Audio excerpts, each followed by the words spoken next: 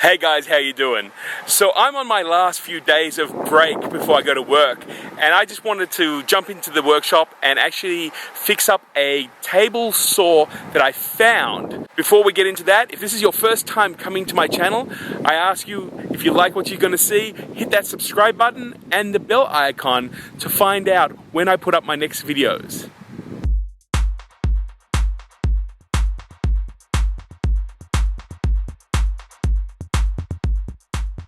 Over the last weekend, I came across this little saw here, which had me a little bit intrigued because it has a metal cutting blade on it, and because of that, people were passing it by.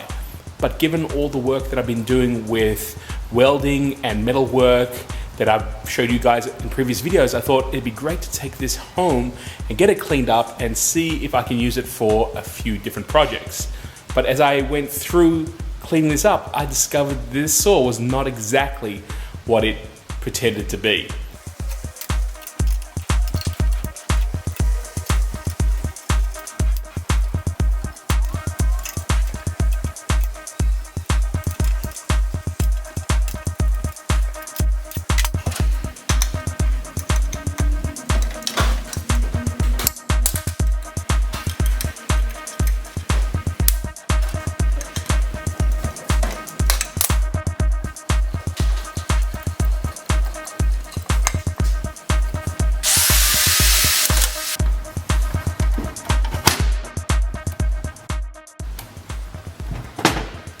This is kind of really interesting because all of this is wood, yet the actual cutting wheel is about steel. So I've got a feeling something's not kosher with this machine. I think I got sold something that was probably repurposed. Let me get this cleaned up first, and then I'm going to do a little bit of research on what this machine was actually designed for.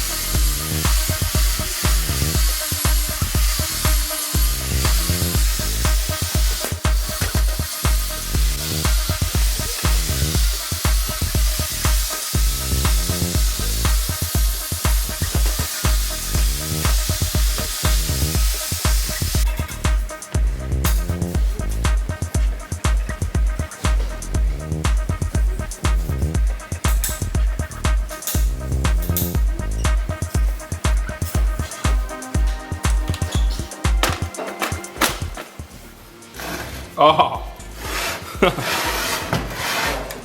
it's moving. Okay, so when I bought this part of it actually moves 45 degrees and it was completely seized. And as you would have seen when I was able to remove this, it was full of sawdust. I just gave it a quick clean with some metho and just blew it out, scraped as much as I could off, and it's actually working. So already I've got some movement in there, which means that this table saw, whether I'm using it for steel or metal or anything else, just became a hell of a lot more purposeful in my workshop. So so far, that's a big win.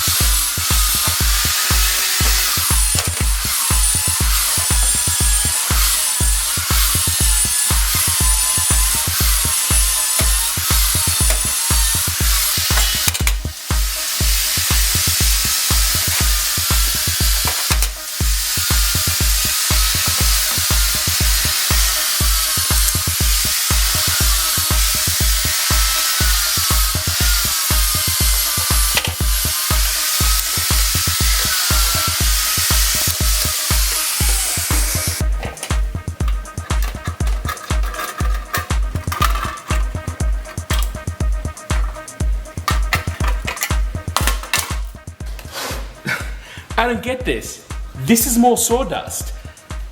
This really means that this saw wasn't always used for metal cutting. And the thing that bothers me about that is I'm not sure if I can cut metal with this or wood. So you know what? I think it's time to do some research. Google it.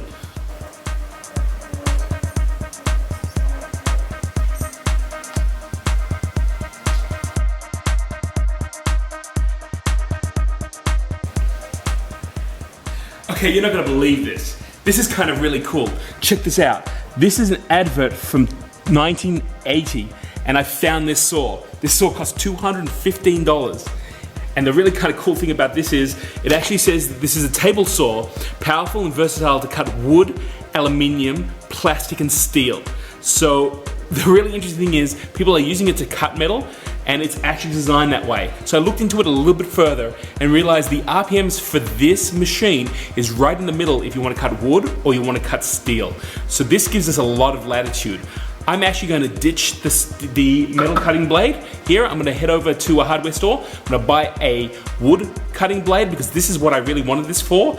And I'm going to see whether or not I can put this into the shop. So I'll have the versatility to either cut wood, 2x4s, wood projects, and then when I want to weld some stuff, I can throw this blade on and cut some steel. I'm off right now. Let's see whether I can get this finished today. Great.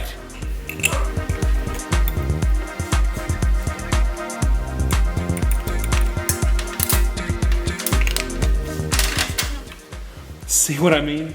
Wood. What's going on here?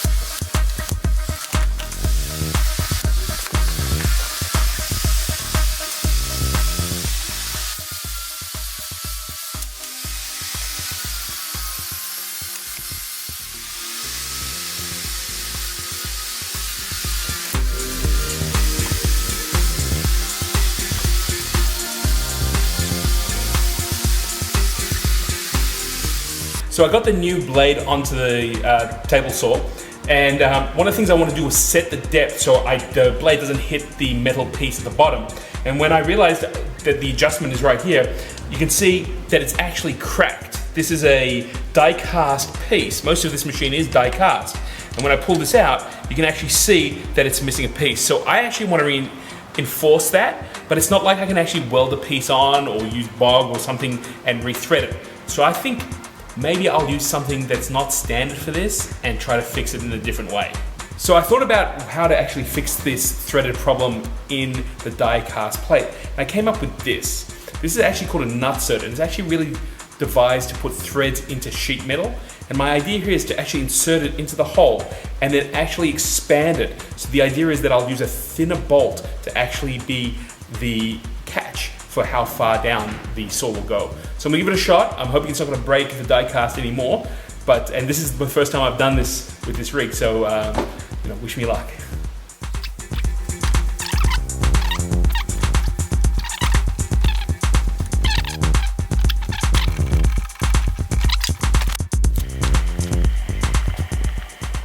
You can actually see there's that nut held into place. So the very cool thing about it is,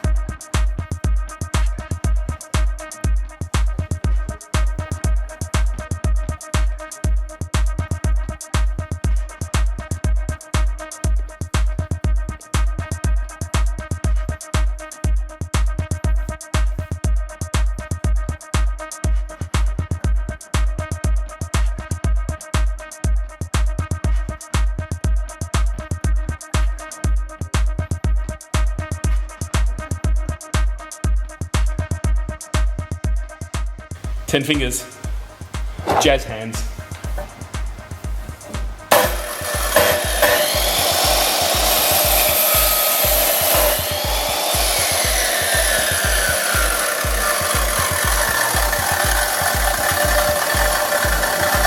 So cleaned up the saw, put on the wood blade, and was cutting some 2x4s just as a test, and I'm actually really happy with it.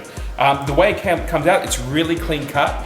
It works really, really well. The only thing that I don't like about it is that when you made a cut on it and you bring it up, the saw here is completely exposed.